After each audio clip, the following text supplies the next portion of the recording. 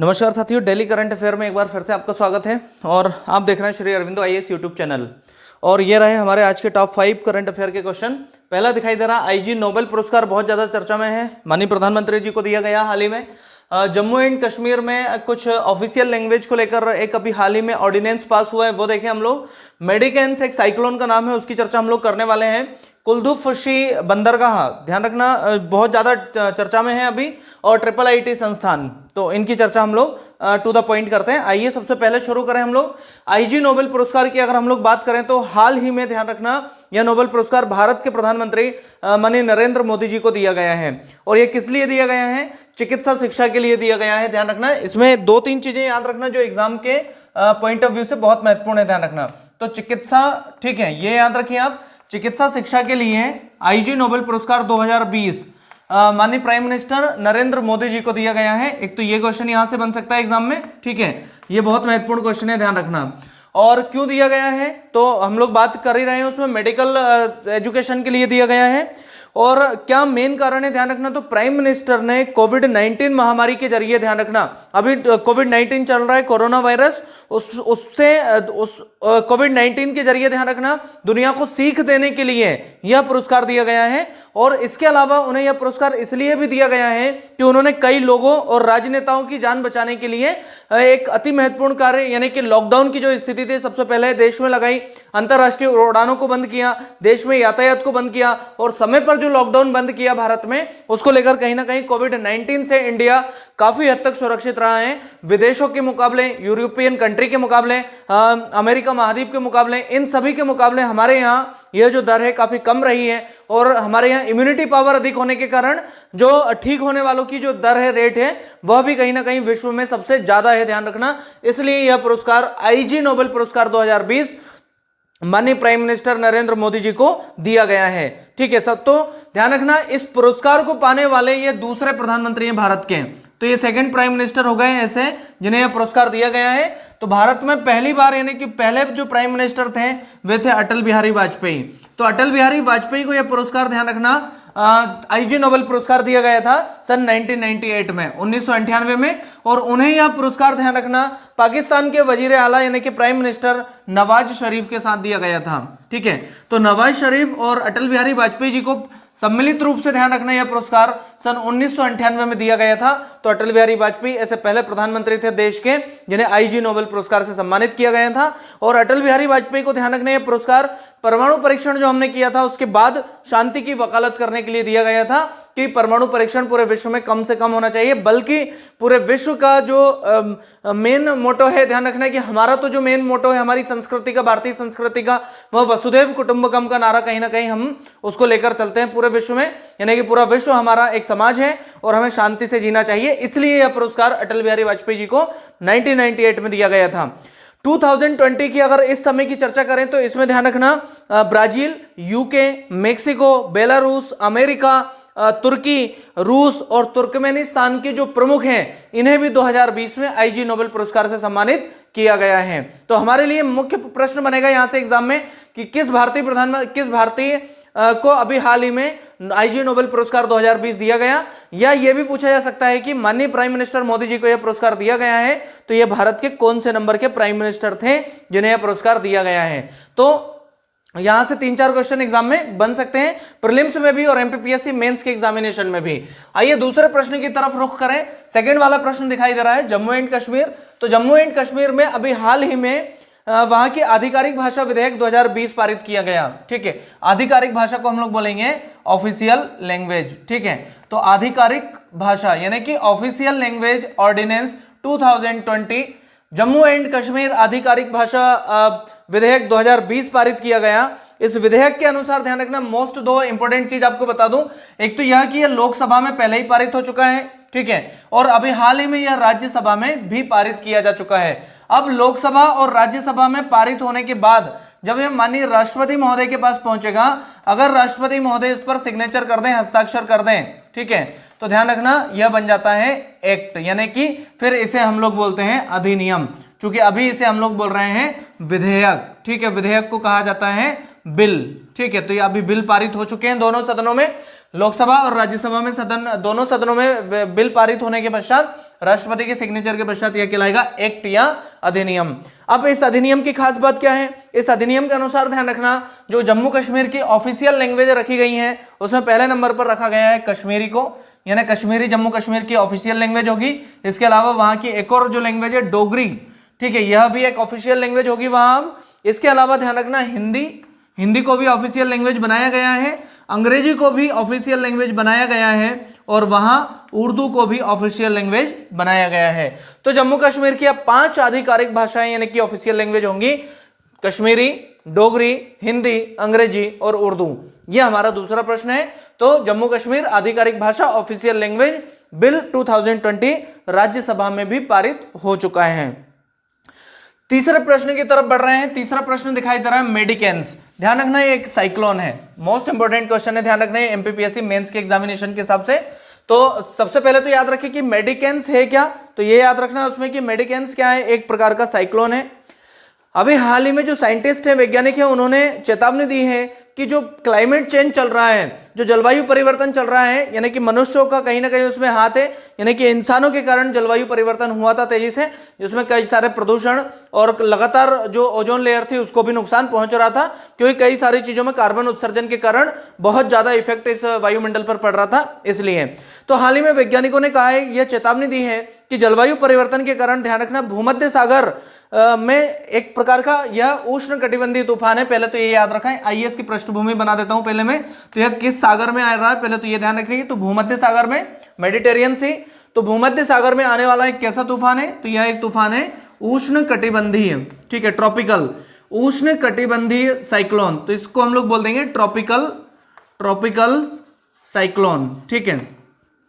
तो भूमध्य सागर में आने वाला एक उष्ण कटिबंधीय तूफान है, या फिर हम लोग बोलते हैं इसको कि भूमध्य सागर में आने वाला एक अतिरिक्त उष्ण कटिबंधीय तूफान भी इसे नाम दिया जा रहा है, ठीक है। तो इसे हम लोग बोल देंगे एक्स्ट्रा, ठीक है, एक्स्ट्रा ट्रॉपिकल साइक्लोन है। और अभी हाल ही में ये कहा गया वैज्ञानिकों द्वारा कि इस तूफान की अभी हाल ही में ध्यान रखना आवृत्ति बढ़ सकती है, आवृत्ति यानी इसकी फ्रिक्वेंसी बढ़ सकती है, और ये इसका फैलाव हो सकता है, यानी कि बड़े स्तर पर यह नुकसान पहुंचा सकता है, बाढ़ को लेकर, बारिश को लेकर, ठीक है, इन सारी चीजों के बारे में इसको याद रखना है। तो एक प्रकार का क्या है, ध्यान रखना, यह एक प्रकार का साइक्लोन है यानी कि तूफान है। अब आइए इससे क्या प्रभाव पड़ेंगे देश विदेशों में, या क्या नुकसान है, तो वो भी यहां थोड़ा सा समझ लें उसको इसकी पृष्ठभूमि में। मेडिकेन्स क्या है, मैंने अभी बताया कि एक प्रकार का उष्ण कटिबंधीय चक्रवात यानी कि साइक्लोन है। तो एक तो ये चीज याद रख लीजिए यहां से कि यह एक प्रकार का साइक्लोन है, ये लिखने के काम आएगा एमपीपीएससी में। फिर कहां बन रहा है ये याद रख लीजिए, तो यह भूमध्य सागर के ऊपर बनता है। फिर किस समय बनता है, ध्यान रखना, तो यह हमेशा बनता है ठंड के सीजन में, ठीक है ना, सर्दी के सीजन में बनता है हमेशा। फिर उसमें और याद रख लीजिए कि अभी हाल ही में किस देश को नुकसान पहुंचा है, तो हाल ही में ध्यान रखना लानोस एक देश है उसको नुकसान पहुंचा है। इसके कारण अगर मैं फर्स्ट टाइम की बात करूं, पहली बार अगर विश्व में उष्ण कटिबंधीय इस मेडिकेन्स की अगर चर्चा की जाए कि कहां आया था, ध्यान रखना, तो ये यूरोप के कुछ देशों में यह तूफान, यह चक्रवात 2011 में आया था, जिससे यूरोप की कुछ कंट्री प्रभावित हुई थी, ठीक है। तो यूरोपियन कंट्रीज में आया था। एक बार फिर से टू द पॉइंट, उष्ण कटिबंधीय चक्रवात है, मतलब कि ट्रॉपिकल जोन साइक्लोन है, ये याद रखिए। सेकंड, कहां बनता है, भूमध्य सागर के ऊपर बनता है। थर्ड, कहां आया था हाल ही में, कब बनता है, ठंड के या सर्दी के सीजन में बनता है, ठीक है। अभी हाल ही में लानोस में आया है, इसलिए चर्चा में है। पहली बार कब आया था, 2011 में यूरोप के कुछ देशों में इसने प्रभावित किया था, इसलिए यह चर्चा में है। क्लियर कंसेप्ट है सारा। बढ़ रहे हैं आगे अगले प्रश्न की तरफ। कुलधुफशी बंदरगाह यानी कि डॉकयार्ड बोल सकते हैं हम लोग उसको, बंदरगाह अभी हाल ही में बहुत चर्चा में है। आइए देखते हैं क्यों चर्चा में है। पहले तो याद ये रखना है कि ये कहाँ स्थित है, ठीक है। यहां से शुरुआत करते हैं इस प्रश्न के उत्तर की। तो ये ध्यान रखना मालदीव में है। मालदीव भारत का एक पड़ोसी देश है।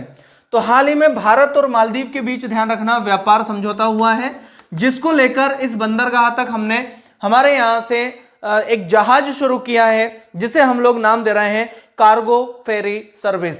मोस्ट आईएमपी क्वेश्चन है, ध्यान रखना, ये हो जाएगा आपका कार्गो फेरी, ठीक है, फेरी सर्विस, ठीक। कार्गो फेरी सर्विस के अंतर्गत भारत के 2 प्रमुख बंदरगाह तूतीकोरिन और सेकंड याद रखना है कोच्चि, ठीक है। तो भारत का एक बंदरगाह तूतीकोरिन और दूसरा बंदरगाह हो जाएगा कोच्चि, ठीक है। ये सब दोनों बंदरगाह शायद आपको मालूम होंगे। अगर मैं इंडिया के नीचे की तरफ वाला केवल इतने हिस्से का मैप डिजाइन किया जाए नीचे, तो केरल में यहां बंदरगाह कोच्चि और ये है तमिलनाडु, ठीक है। ये तो हो जाएगा केरल और ये हो जाएगा तमिलनाडु।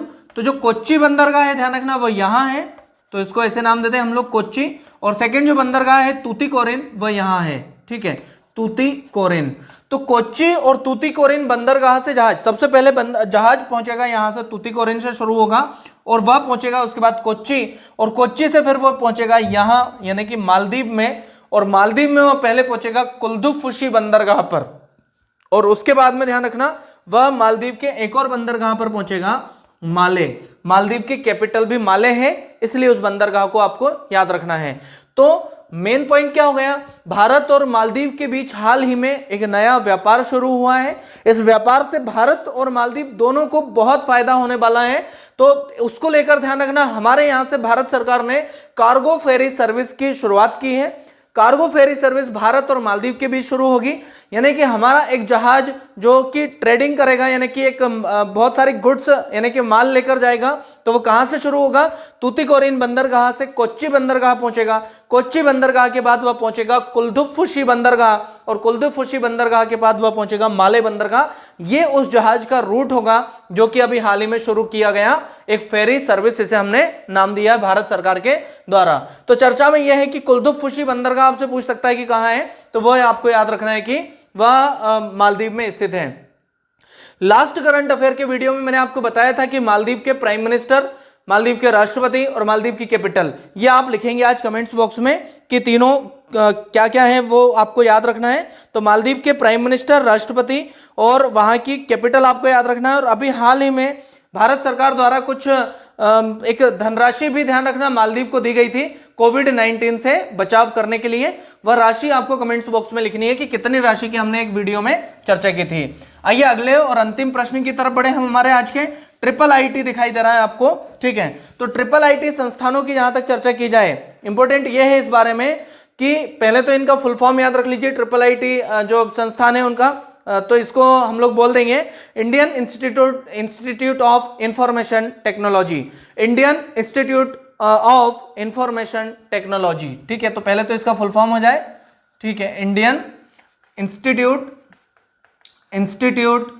ऑफ इंफॉर्मेशन, ठीक है, टेक्नोलॉजी, ठीक है, ये इसका फुल फॉर्म हो जाएगा। क्यों चर्चा में है वो देख लें पहले तो अच्छा, इसको हिंदी में बोलेंगे भारतीय सूचना प्रौद्योगिकी संस्थान। तो आप हिंदी में भी इसका नाम याद रख सकते हैं, भारतीय सूचना प्रौद्योगिकी संस्थान, ठीक है, प्रौद्योगिकी संस्थान। चर्चा में क्यों है, एक तो याद ये रखना है कि पूरे भारत की अगर चर्चा की जाए तो लगभग ध्यान रखना 20 ट्रिपल आईटी संस्थान है, लगभग इतने याद रखना है पूरे ऑल ओवर इंडिया की अगर बात की जाए तो। अगर मैं केवल मध्य प्रदेश की बात करूं, ठीक है, क्योंकि एमपीपीएससी का जब आप एग्जाम देंगे तो एमपी की जरूरत बहुत पड़ेगी, तो मध्य प्रदेश में 3 ट्रिपल आईटी संस्थान है, ये याद रखिए आप। कहां कहां है वो देख लीजिए। तो पहला जो ट्रिपल आईटी संस्थान मध्य प्रदेश में स्थापित किया गया था उसका नाम है अटल बिहारी, ठीक है, अटल बिहारी भारतीय प्रौद्योगिकी संस्थान, और यह है ग्वालियर में, ठीक है, पहला वाला याद रखिए आप। दूसरा याद रखना है आपको जबलपुर में है, सेकंड जो संस्थान है ट्रिपल आईटी वो जबलपुर, और तीसरा है भोपाल में। तो 3 ट्रिपल आईटी संस्थान की चर्चा हम लोग मध्य प्रदेश में कर रहे हैं। ध्यान रखना इसमें सबसे पहले वाला जो ग्वालियर वाला दिखाई दे रहा है उसकी स्थापना सबसे पहले हुई थी, और यह स्थापित हुआ था सन 1997 में, 1997 में स्थापित हुआ था। सेकंड जो जबलपुर दिखाई दे रहा है वह 2005 में स्थापित हुआ है, और भोपाल वाला ट्रिपल आईटी संस्थान 2017 में स्थापित हुआ था। तो तीनों ट्रिपल आईटी संस्थान हम लोग बात कर रहे हैं, देश में 20 है, मध्य प्रदेश में 3 है, क्योंकि मध्य प्रदेश एमपीपीएससी के एग्जाम में आपको लिखना है इसलिए। अब चर्चा में क्यों है वो देख लीजिए। तो ध्यान रखना इस 20 में से जो 15 संस्थान थे ट्रिपल आईटी, वह पहले से ही ऐसे थे कि जिन्हें डिग्री देने की मान्यता थी, जो डिग्री दे सकते थे, नए कोर्सेस अपने हिसाब से शुरू कर सकते थे। लेकिन जो बचे हुए 5 संस्थान थे ट्रिपल आईटी, उन्हें ना तो डिग्री देने की परमिशन थी, ना ही वे किसी भी प्रकार का नया कोर्स शुरू कर सकते थे अपने संस्थान में। तो अभी हाल ही में इनको ध्यान रखना इन जो पांचों हैं उन्हें राष्ट्रीय महत्व के संस्थान भी घोषित कर दिया गया है। यानी कि अब ये 5 भी इन 15 की तरह कार्य करना शुरू हो जाएंगे। यानी कि अब सब 20 के 20 टोटल एक जैसा काम करेंगे। एक जैसा काम करने का मतलब है अब ये अपने संस्थानों में नए कोर्स भी प्रारंभ कर सकते हैं और डिग्रियां भी उन छात्रों को दे सकते हैं। तो अब कौन से 5 है जिन्हें चेंज किया गया है, जिन्हें यह दर्जा दिया गया है, वे याद रखिए। सबसे इंपॉर्टेंट ध्यान रखना ये है। तो एक जिसे दर्जा दिया गया है अभी राष्ट्रीय महत्व का, वह सूरत में है। सेकेंड, मध्य प्रदेश के भोपाल की बात है, ठीक है, भोपाल में है, इसे भी दर्जा दिया गया है। तीसरा है भागलपुर, भागलपुर आप लिखेंगे कमेंट्स बॉक्स में कहाँ है, तीसरा ये है। चौथा वाला दिखाई दे रहा है अगरतला, ठीक है, अगरतला भी किसी की कैपिटल है, वो भी आप कमेंट्स बॉक्स में लिखेंगे। और आखिरी वाला दिखाई दे रहा है रायचूर, ठीक है, रायचूर, तो इसको भी आप कमेंट्स बॉक्स में लिखेंगे या कहाँ है। ये जो पांचों ट्रिपल आईटी संस्थान हैं, इन पांचों को अभी हाल ही में ध्यान रखना राष्ट्रीय महत्व का घोषित किया गया है। मतलब राष्ट्रीय महत्व का यह होता है कि अब ये पांचों के पांचों ट्रिपल आईटी संस्थान अपने कॉलेजेस में नए कोर्स भी प्रारंभ कर सकते हैं और डिग्रियां भी दे सकते हैं। जैसे कि एमबीए की डिग्री अगर देनी हो तो अब ये संस्थान भी उसमें डिग्री बांट सकते हैं। इन 20 की अगर थोड़ी सी और चर्चा की जाए, ध्यान रखना यहां, तो इनमें से 15 संस्थान तो ऐसे हैं जो ट्रिपल पी मोड पर काम करते हैं, ठीक है, और जो बचे हुए 5 संस्थान हैं वे ऐसे हैं जो MHRD के अंतर्गत काम करते हैं। MHRD का मतलब होता है ministry of human resource development. Ministry of human resource development Bharat के मानव संसाधन विकास मंत्रालय के अंतर्गत ये पांचों संस्थान कार्य करते हैं। वर्तमान में भारत के HRD मिनिस्टर हैं, शायद नाम आपको भी याद होगा, रमेश पोखरियाल निशंक। तो कौन से 5 है जो MHRD के अंतर्गत काम करते हैं भारत में, तो इसमें एक याद रखना है आपको ग्वालियर, ठीक है, ग्वालियर वाला संस्थान यानी अटल बिहारी वाजपेयी संस्थान। सेकंड याद रखना है इसमें प्रयागराज, ठीक है, प्रयागराज का नाम आजकल पुराना नाम था इलाहाबाद, नया नाम सरकार ने बदल के कर दिया है प्रयागराज।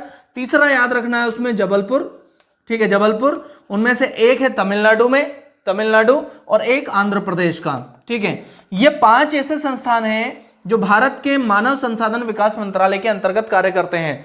जबकि बाकी के जो 15 बच रहे हैं वे सभी ट्रिपल पी मोड यानी पब्लिक प्राइवेट पार्टनरशिप के मोड पर कार्य करते हैं, यानी ये निजी संस्थानों के साथ मिलकर काम कर रहे हैं। तो ये था हमारा अंतिम प्रश्न, ट्रिपल आईटी संस्थान। आइए एक लाइन में 1-2 मिनट में उसको एक बार और रिवीजन हो जाए। काम क्या करते हैं ये सभी संस्थान? उच्च शिक्षा की गुणवत्ता को बेहतर बनाने के लिए कार्य करते हैं, ध्यान रखना, उसके लिए प्रयासरत हैं। तो आइए एक बार फिर से, Indian institute of information technology, भारतीय सूचना प्रौद्योगिकी संस्थानों की कुल संख्या भारत में 20 के आसपास है। उनमें से 3 मध्य प्रदेश में है। पहला है अटल बिहारी वाजपेयी संस्थान ग्वालियर, 1997 में स्थापित हुआ था। दूसरा जबलपुर 2005 में स्थापित, और तीसरा भोपाल 2017 में स्थापित हुआ था।